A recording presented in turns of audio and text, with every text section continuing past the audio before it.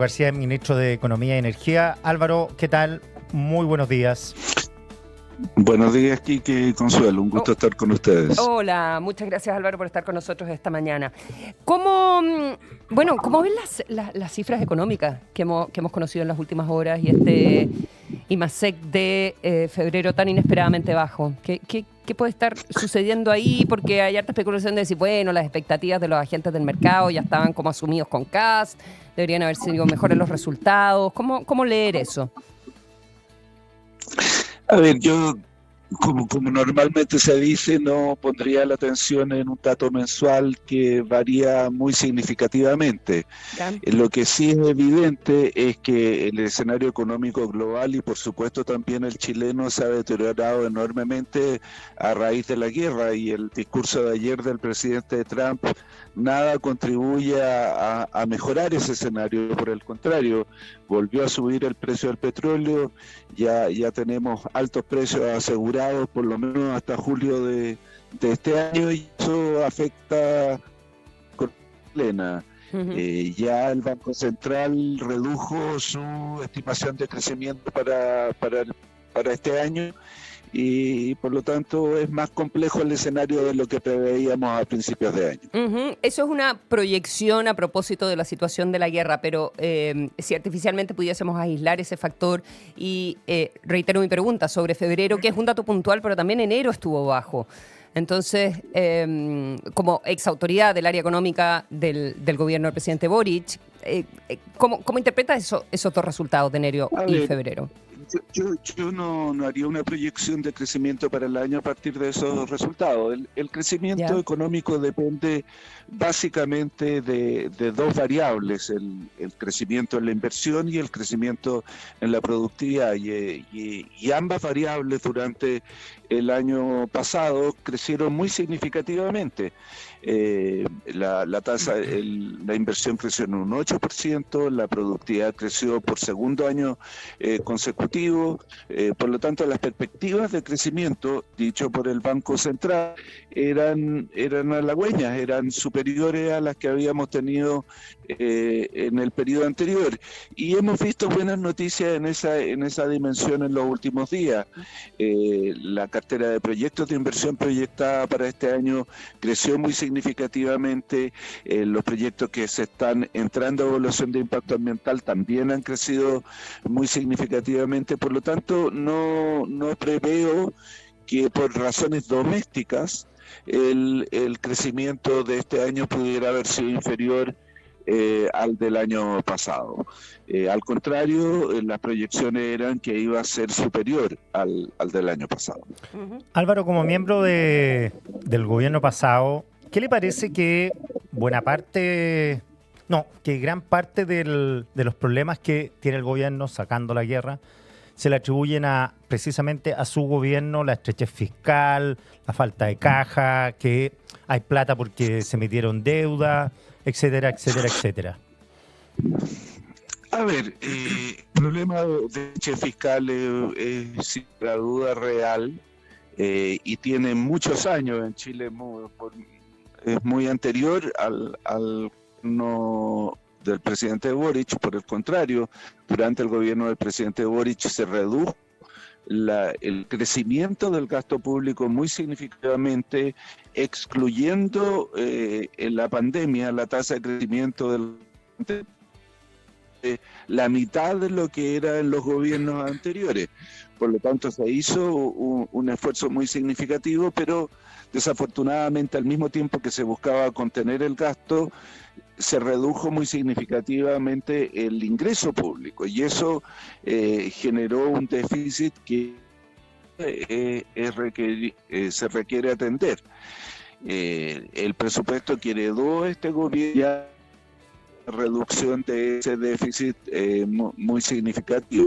El tema de la caja es yo creo una confusión solamente, porque el que haya caja un mes o no haya caja un mes y si haya al siguiente no es determinante para lo que importa, que es el de gasto público. Chile afortunadamente tiene eso al financiamiento internacional con mucha facilidad.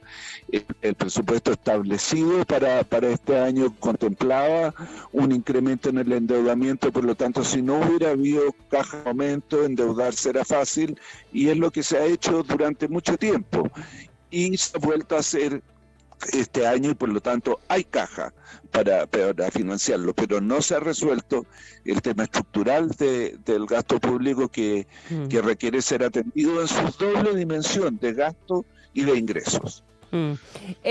¿Y es posible aumentar esos ingresos a través de un aumento del crecimiento, que es a lo que apuesta este gobierno con la próxima rebaja de impuestos que quiere ingresar al Parlamento? Sin lugar a dudas es posible incrementar los ingresos fiscales a través del crecimiento económico. Es la manera más eficaz de hacerlo. Ahora, otra cosa es que ese crecimiento económico vaya a provenir de una reducción de impuestos a la renta. Eso no se ha aprobado, ¿cierto?, ni en Chile ni en ninguna otra parte del mundo hasta la fecha. Yo no confiaría mucho en ese instrumento no sea adecuado bajar el impuesto de primera categoría, el impuesto a las empresas, pero sí pondría en duda el hecho de que eso vaya a redundar automáticamente en mayor crecimiento económico. Perdón, que hemos estado un poquitito cortándose la comunicación. Tú dices, Álvaro García, que no es que no sea adecuado bajar el impuesto a las empresas, o sea, ¿no te parece que eso sea malo o incorrecto, bajarlo, pero que eso no va a redundar en crecimiento económico? Entonces, ¿para qué sirve bajarle el impuesto a las empresas? Porque nos adecua a las condiciones tributarias de los países con los que competimos. Y por lo tanto eso tarde o temprano puede incidir en el crecimiento económico, no de manera muy significativa, pero sí tiene un impacto positivo. Lo que no espero que ocurra es que la tasa de crecimiento de inmediato crezca y por lo tanto compense la disminución en los ingresos fiscales, que es uno de los grandes problemas que tenemos, que va a generar la reducción tributaria. Pensando que es adecuada una reducción en el impuesto a las empresas, creo que este debe ser compensado con otros impuestos de manera de asegurar la recaudación fiscal que el país necesita. Oiga, Álvaro, otro tema que el gobierno se queja que heredaron son el alza de las cuentas de la luz por la plata que le demos a las distribuidoras. Usted vivió todo este proceso al final del gobierno. ¿Qué piensa de eso, de los 800 millones de dólares que hay que empezar a pagar, que el gobierno lo pospuso por un rato, pero dicen, bueno, esto viene heredado y nos dejaron este problema acá en la moneda? A ver, efectivamente es un problema heredado desde el gobierno del presidente Piñera. Recordemos que el congelamiento de las tarifas ocurrió a raíz del estallido social y por buenas razones se prolongó durante la pandemia. Y es un problema que había que atender y afortunadamente en el gobierno anterior lo atendimos, se definió un mecanismo para pagar la deuda que habíamos adquirido, subsidiando al 40% más pobre para que no se perjudicara con el incremento de tarifas que se produjo. Restaba hacer una parte de esa devolución a las distribuidoras, estudio que se hizo y se concluyó a principios de este año. El gobierno actual, cuando estaba esperando asumir, hizo ver la importancia de que nuestro gobierno atendiera esto, lo hicimos y además le propusimos una solución al problema. ¿Cuál era? Que era mantener la práctica que teníamos de subsidiar al 40% más pobre, y existían los recursos fiscales para hacerlo porque calculamos cuánto costaba evitar que el 40% más pobre pagara la deuda y era un poco menor de el incremento en la recaudación que el propio incremento tarifario generaba. Ya, pero tengo una Cuando pregunta ahí, suben las Álvaro. tarifas, Si iban a sacar al 40% de la población más vulnerable, el monto iba a ser el mismo, los 800 millones de dólares. ¿Qué iban a pagar lo que no iban a pagar ese 40%? ¿El resto, el 60%? el 60% iba a pagar el incremento tarifario, que es una deuda que los chilenos fuimos adquiriendo a través del tiempo. Nuestra propuesta era que se evitara que eso afectara a la población más vulnerable y existían los recursos fiscales para hacerlo. Eh, O sea, el Estado iba a pagar ese 40%, el Estado lo iba a pagar y el resto teníamos que pagar lo que falta de ese monto, ¿no? ¿Eso entiendo? Exacto. El resto pagaríamos la deuda que adquirimos durante el periodo de congelamiento tarifario y evitaríamos que el 40% más vulnerable lo haga. Esto ya está ocurriendo en Chile, está ocurriendo en este momento. El 40% más vulnerable tiene un subsidio para para cubrir el incremento tarifario que se realizó, y nuestra propuesta era mantengamos ese mecanismo y además señalábamos que eso no implicaba mayor gasto fiscal porque el incremento en recaudación que generaba el alza tarifario compensaba el subsidio que estábamos proponiendo. Las nuevas autoridades optaron por no tomar esta propuesta y señalan que están estudiando una nueva alternativa. El problema es que todo ese tiempo que están estudiando, la deuda sigue subiendo. Y por lo tanto lo que van a tener que pagar los chilenos va a ser más que lo que habrían pagado ahora. A propósito de aumentos, digamos, quisiera saber, estamos conversando con Álvaro García, el ex biministro, en realidad, porque era biministro en el último tiempo del gobierno del presidente Boric, de su evaluación sobre las medidas que ha tomado el gobierno y en específico el ministro Quirós con los combustibles. Y viendo también lo de anoche de Trump y esta apuesta que en realidad, y usted mismo decía que los precios van a estar altos probablemente, por lo menos hasta julio. ¿Hizo lo correcto el ministro Quirós en subir el precio de la benzina? A ver, si de mí hubiese dependido lo habría hecho de otra manera. Creo que el país contaba con un instrumento para aminorar el alza o prolongarla en el tiempo, que era el MEMCO, que en principio no debiera tener costos fiscales porque la tarifa sube más lentamente en el periodo de alza y baja más lentamente en el periodo de baja, y con eso se compensan los ingresos fiscales.